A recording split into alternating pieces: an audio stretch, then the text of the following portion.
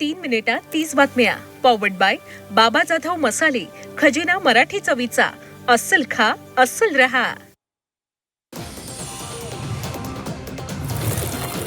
ठाण्यातील शासकीय विश्रामगृहात माजी राज्यपाल भगतसिंग कोश्यारी दाखल झाले. यावेळी उपमुख्यमंत्री एकनाथ शिंदेंनी शासकीय विश्रामगृहात कोश्यारींची भेट घेतली. शिंदेंनी कोश्यारींना शाल पुष्पगुच्छ देऊन स्वागत केले. राज्यात पोलीस भरती प्रक्रियेला वेग आलेला आहे. पिंपरी चिंचवड पोलीस आयुक्तालयात आजपासून पोलीस भरती प्रक्रियेला सुरुवात झाली आहे.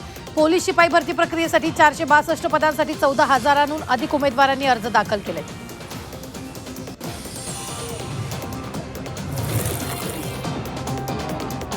खोपोलीमधील KTSP मंडळाच्या वतीनं रोजगार मेळाव्याचं आयोजन करण्यात आलं. यावेळी खालापूर तालुक्यातील नामांकित कंपन्या उपस्थित होत्या. तसंच तरुण तरुणींनी मेळाव्याला उत्स्फूर्त प्रतिसाद दिला. T20 विश्वचषक स्पर्धेत भारताची लढत उद्या नामिबियाशी होणार आहे. मात्र तत्पुरती भारतीय संघाच्या गोटात चिंतेचं वातावरण निर्माण झालंय. संघाचा तडाखेबंद सलामीवीर अभिषेक शर्माला ताप आल्यामुळे उद्याच्या लढतीला तो मुकण्याची शक्यता वर्तवली जाते. सध्या BCCIची मेडिकल टीम त्याच्या तब्येतीवर लक्ष ठेवून आहे.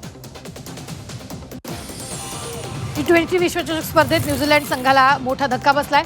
संघाचा मधल्या फळीतला भरवशाचा फलंदाज मायकल ब्रेसवेल डाव्या पायाच्या पोटऱ्यांना झालेल्या दुखापतीमुळे संपूर्ण स्पर्धेतून बाहेर पडलाय. ब्रेसवेल स्पर्धेतून बाहेर पडल्यामुळे न्यूझीलंडच्या गोटात चिंतेचं वातावरण निर्माण झालंय.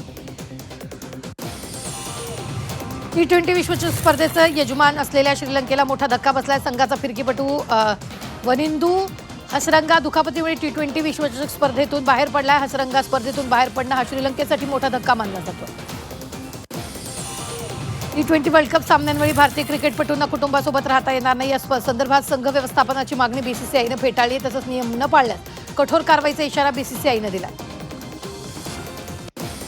काँग्रेस खासदार राहुल गांधी यांनी अमेरिका भारत व्यापार करारासंदर्भात पंतप्रधान नरेंद्र मोदींवर गंभीर आरोप केले. करार भारताच्या अमेरिकेसमोरील शरण जाण्याचं प्रतिनिधित्व करतो. कोणताही पंतप्रधान असा करार करू शकत नाही. पंतप्रधानांनी शेतकऱ्यांच्या उद्ध्वस्त होण्याचा मार्ग मोकळा केला असा आरोप गांधींनी मोदींवर केला.